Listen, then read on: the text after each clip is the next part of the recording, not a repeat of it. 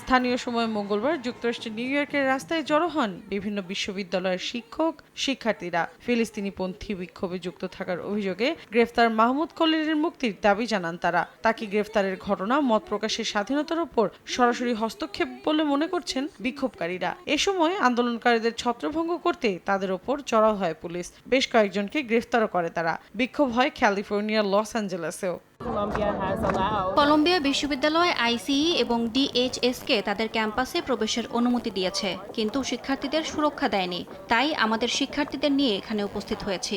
আমরা অন্যায়ের বিরুদ্ধে সোচ্চারের বার্তা দিতে চাই। শিক্ষার্থীদের সুরক্ষাটা জরুরি।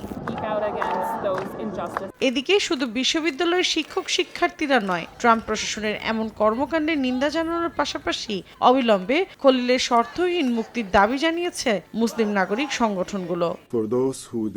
আমরা ট্রাম্প প্রশাসনের তীব্র নিন্দা জানাই। রমজান মাসে ইফতার গ্রহণের সময় তাকে গ্রেপ্তার করা মানবাধিকার লঙ্ঘন, যদিও তিনি কোনো অন্যায় করেননি।